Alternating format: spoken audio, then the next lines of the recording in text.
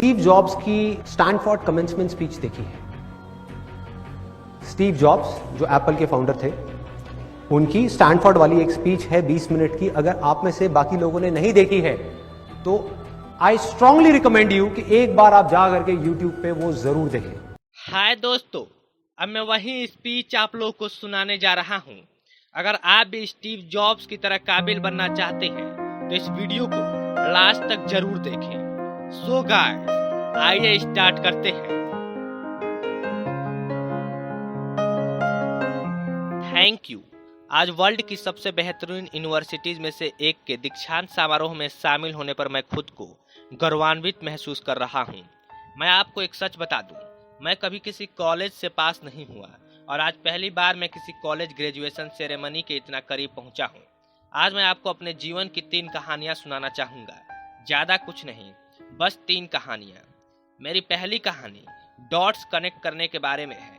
Read college में दाखिला लेने के 6 महीने के अंदर ही मैंने पढ़ाई छोड़ दी, पर मैं उसके 18 महीने बाद तक वहाँ किसी तरह आता जाता रहा। तो सवाल उठता है कि मैंने कॉलेज क्यों छोड़ा। एक्चुअली इसकी शुरुआत मेरे जन्म से पहले की है। मेरी बायोलॉजिकल मदर एक यंग अनमैरिड ग्रेजुएट स्टूडेंट थी और वह मुझे किसी और को एडॉप्शन के लिए देना चाहती थी, पर उनकी एक ख्वाहिश थी कि कोई कॉलेज ग्रेजुएट ही मुझे एडॉप्ट करे।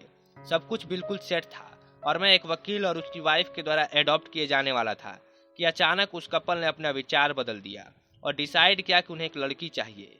इसलिए तब आधी रात को मेरे पेरेंट्स, जो तब वेटिंग लिस्ट में थे, उनको कॉल करके बोला गया कि हमारे पास एक बेबी बॉय है, कि आप उसे गोद लेना चाहेंगे, और उन्होंने झट से हाँ कर दी। बाद में मेरी बायोलॉजिकल मदर को पता चला कि मेरी माँ कॉलेज पास नहीं है और पिता तो हाई स्कूल पास भी नहीं है, इसलिए उन्होंने एडॉप्शन पेपर साइन करने से मना कर दिया। पर कुछ महीनों बाद मेरे होने वाले पेरेंट्स के मुझे कॉलेज भेजने के आश्वासन के बाद वो मान गई। तो मेरी जिंदगी की शुरुआत कुछ इस तरह हुई और 17 साल बाद मैं कॉलेज गया, पर गलती से मैंने स्टैनफोर्ड जितना ही महंगा कॉलेज चुन लिया।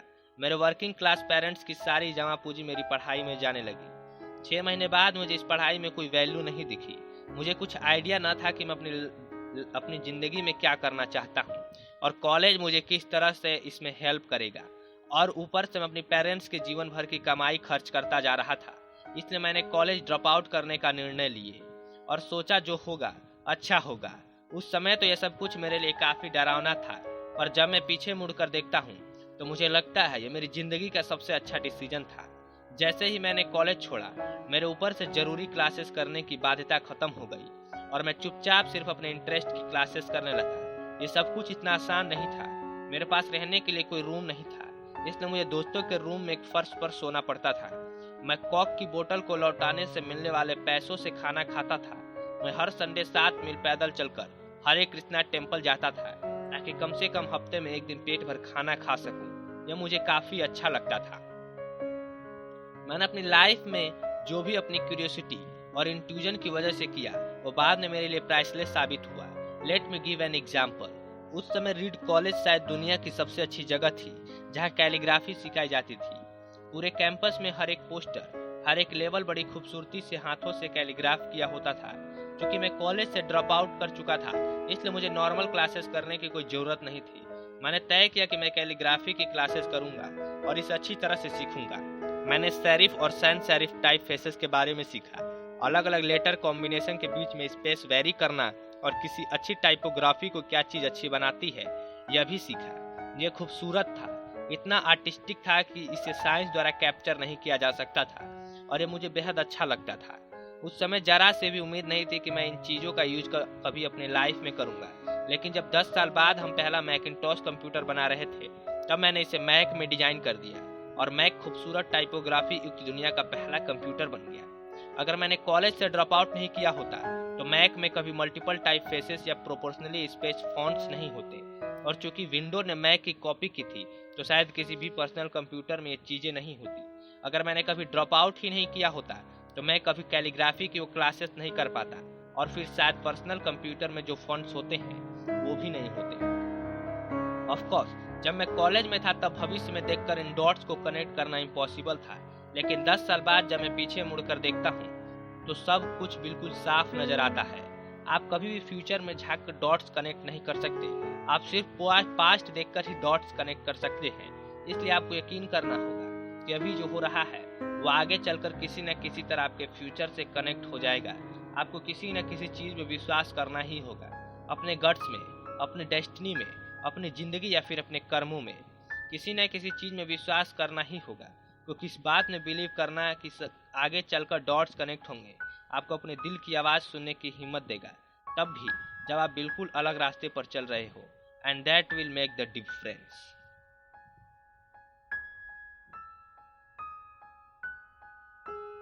मेरी दूसरी कहानी लव और लॉस के बारे में है। मैं जिस चीज को चाहता था वह मुझे जल्दी ही मिल गई, बोझ, और मैंने अपने पेरेंट्स के गैराज से एप्पल शुरू की। तब मैं 20 साल का था। हमने बहुत मेहनत की और 10 साल में एप्पल 2 लोगों से बढ़कर $2 बिलियन और 4000 लोगों की कंपनी हो गई। हमने अभी 1 साल पहले ही अपनी फाइनेस्ट क्रिएशन मैकिंटॉश रिलीज की। मैं 30 साल का हो गया था और मुझे कंपनी से फायर कर दिया गया। आप अपनी बनाई हुई कंपनी से फायर कैसे हो सकते हैं? जैसे जैसे कंपनी ग्रो की, हमने एक से टैलेंटेड आदमी को हायर किया जिसे मैंने सोचा कि वो मेरे साथ मिलकर कंपनी रन करेगा। पहले 1 साल सब कुछ ठीक ठाक चला, लेकिन फिर कंपनी के फ्यूचर विजन को लेकर हम दोनों में मतभेद होने लगे। बात बोर्ड ऑफ डायरेक्टर तक पहुंच गई और उन लोगों ने उसका साथ दिया। सो 8:30 मुझे निकाल दिया गया, पब्लिकली निकाल दिया गया। जो मेरी पूरी एडल्ट लाइफ का फोकस था वो अब खत्म हो चुका था और ये बिल्कुल ही तबाह करने वाला था। मुझे चुपचाप अगले कुछ महीनों तक समझ ही नहीं आया कि मैं क्या करूं। मुझे महसूस हुआ कि ये सब कुछ इतनी आसानी से एक्सेप्ट करके मैंने अपने पहले की जनरेशन के एंटरप्रेन्योर को नीचे दिखाया है। मैं डेविड पैकर्ड और बॉब नॉइस से मिला और उनसे सब कुछ ऐसे हो जाने पर माफी मांगी। मैं एक बहुत बड़ा पब्लिक फेलियर था। एक बार तो मैंने वैली छोड़कर जाने की भी सोची, पर धीरे धीरे मुझे एहसास हुआ कि मैं जो काम करता हूँ उसके लिए मैं अभी भी पैशनेट हूँ। एप्पल में जो कुछ हुआ इसकी वजह से मेरे पैशन में जरा भी कमी नहीं आई। मुझे रिजेक्ट कर दिया गया, पर मैं अभी भी अपने काम से प्यार करता हूँ। इसलिए मैंने एक बार फिर से शुरुआत करने की सोची।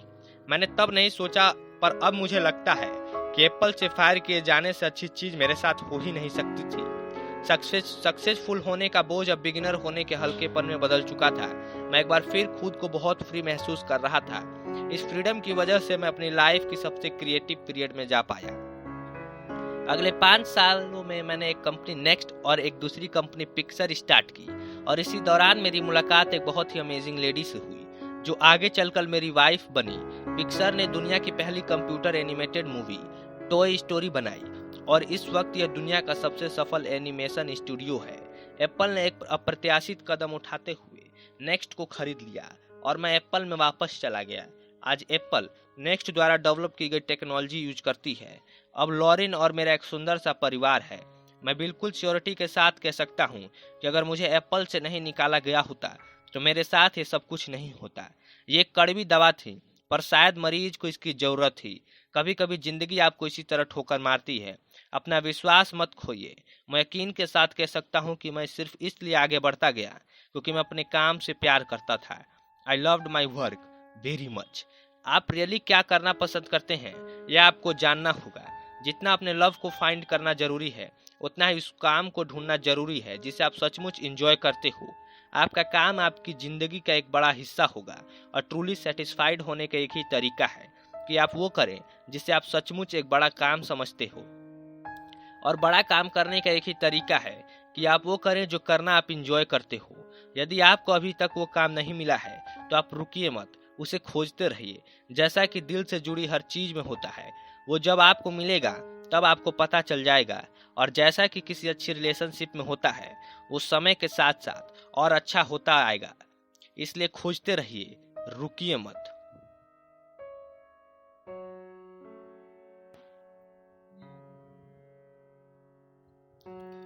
मेरी तीसरी कहानी डेथ के बारे में है। जब मैं 17 साल का था तो मैंने एक कोट पढ़ा जो कुछ इस तरह था, यदि आप हर रोज ऐसे जिए जैसे कि आपकी जिंदगी का आखिरी दिन है तो आप किसी न किसी दिन सही साबित हो जाएंगे। इसने मेरे दिमाग पे एक इम्प्रेशन बना दी और तब से पिछले 33 सालों से मैंने हर सुबह उठकर शीशे में देखा और खुद से एक सवाल किया है, अगर ये मेरी जिंदगी का आखिरी दिन होता तो क्या मैं आज वो करता जो मैं करने वाला हूँ। और जब भी लगातार कई दिनों तक जवाब नहीं होता है, मैं समझ जाता हूँ कि कुछ बदलने की जरूरत है। इस बात को याद रखना कि मैं बहुत जल्द मर जाऊंगा मुझे अपनी लाइफ के बड़े डिसीजन लेने में सबसे ज्यादा मददगार होता है, क्योंकि जब एक बार डेथ के बारे में सोचता हूँ तब सारी एक्सपेक्टेशन, सारा प्राइड, फेल होने का डर, सब कुछ गायब हो जाता है और सिर्फ वही बचता है जो वाकई जरूरी है। इस बात को याद करना कि एक दिन मरना है किसी चीज को खोने के डर को दूर करने का सबसे अच्छा तरीका है। आप पहले से ही नंगे हैं, ऐसा कोई रीजन नहीं है कि आप अपने दिल की ना सुने। करीब 1 साल पहले पता चला कि मुझे कैंसर है। सुबह 7:30 बजे मेरा स्कैन हुआ जिसमें साफ साफ दिख रहा था कि मेरे पैनक्रियाज में ट्यूमर है। मुझे तो पता भी नहीं था कि पैनक्रियाज क्या होता है। डॉक्टर ने लगभग यकीन के साथ बताया कि मुझे एक ऐसा कैंसर है जिसका इलाज संभव नहीं है और अब मैं बस 3 से 6 महीने का मेहमान हूँ। डॉक्टर ने सलाह दी कि मैं घर जाऊं और अपनी सारी चीजें व्यवस्थित कर लूं, जिसका इनडायरेक्ट मतलब होता है कि आप मरने की तैयारी कर लीजिए। इसका मतलब है कि आप कोशिश करिए कि आप अपने बच्चों से जो बातें अगले 10 साल में करते वो अगले कुछ ही महीनों में कर लीजिए। इसका ये मतलब होता है कि आप सब कुछ सुव्यवस्थित कर लीजिए कि आपके बाद आपकी फैमिली को कम से कम परेशानी हो। इसका ये मतलब होता है कि आप सबको गुड बाय कर दीजिए। मैंने इस डायग्नोसिस के साथ पूरा दिन बिता दिया। फिर शाम को मेरी बायोप्सी हुई जहां मेरे गले के रास्ते पेट से होते हुए मेरे इंटेस्टाइन में एक एंडोस्कोप डाला गया और एक सुई से ट्यूमर से कुछ सेल निकाले गए। मैं तो बेहोश था, पर मेरी वाइफ जो वहां मौजूद थी उसने बताया कि जब डॉक्टर ने माइक्रोस्कोप से मेरे सेल देखे तो वह रो पड़ा। दरअसल सेल्स देखकर डॉक्टर समझ गया कि मुझे एक बहुत ही दुर्लभ प्रकार का पैनक्रियाटिक कैंसर है जो सर्जरी से ठीक हो सकता है। मेरी सर्जरी हुई और सौभाग्य से अब मैं ठीक हूँ। मौत के इतना करीब मैं इससे पहले कभी नहीं पहुंचा और उम्मीद करता हूं कि अगले कुछ दशकों तक पहुंचूं भी नहीं। ये सब देखने के बाद मैं और भी विश्वास के साथ कह सकता हूं कि डेथ एक यूजफुल बट इंटेलेक्चुअल कॉन्सेप्ट है। कोई मरना नहीं चाहता, यहाँ तक कि जो लोग स्वर्ग जाना चाहते हैं वो भी मरना नहीं चाहते। फिर भी मौत वो मंजिल है जिसे हम सब शेयर करते हैं। आज तक इसे कोई बचा नहीं है और ऐसा ही होना चाहिए, क्योंकि शायद मौत ही इस जिंदगी का सबसे बड़ा आविष्कार है। ये जिंदगी को बदलती है, पुराने को हटाकर नए का रास्ता खोलती है। और इस समय नए आप हैं, पर ज्यादा नहीं, कुछ ही दिनों में आप भी पुराने हो जाएंगे और रास्ते से साफ हो जाएंगे। इतना ड्रामेटिक होने के लिए माफी चाहता हूँ, पर यह सच है। आपका समय सीमित है, इसलिए इसे किसी और की जिंदगी जीकर व्यर्थ मत कीजिए। बेकार की सोच में मत फंसिए। अपनी जिंदगी को दूसरे के हिसाब से मत चलाइए। औरों के विचारों के शोर में अपनी अंदर की आवाज को, अपने इंट्यूजन को डूबने मत दीजिए। वे पहले से ही जानते हैं कि तुम सच में क्या बनना चाहते हो, बाकी सब बेकार है। जब मैं छोटा था तब एक amazing publication the Whole Earth Catalog हुआ करता था, जो मेरी जनरेशन की बाइबल में से एक था। इसे स्टुअर्ट ब्रांड नाम के एक व्यक्ति, जो यहाँ मेलन पार्क से ज्यादा दूर नहीं रहते हैं, ने इसे अपना पोएटिक टच देके बड़ा ही जीवंत बना दिया था। ये 60 के दशक की बात है, जो कंप्यूटर और डेस्कटॉप पब्लिशिंग नहीं हुआ करती थी। पूरा कैटलॉग टाइपराइटर्स, सीजर और पोलरॉइड कैमरा की मदद से बनाया जाता था। वो कुछ ऐसा था मानो गूगल को एक बुक के फॉर्म में कर दिया गया हो, वो भी गूगल के आने के 35 साल पहले। वह एक आदर्श था, अच्छे टूल्स और महान विचारों से भरा हुआ था।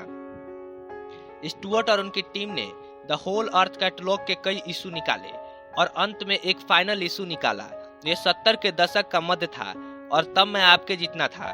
फाइनल इशू के बैक कवर पे प्रातः काल का किसी गांव की सड़क का दृश्य था। वो कुछ ऐसी सड़क थी जिस पे यदि आप एडवेंचरस हो तो किसी से लिफ्ट मांगना चाहेंगे, और उस पिक्चर के नीचे लिखा था स्टे हंग्री स्टे फुलिश। ये उनका फेयरवेल मैसेज था जब उन्होंने साइन ऑफ किया स्टे हंग्री स्टे फुलिश, और मैंने अपने लिए हमेशा यही विश किया है।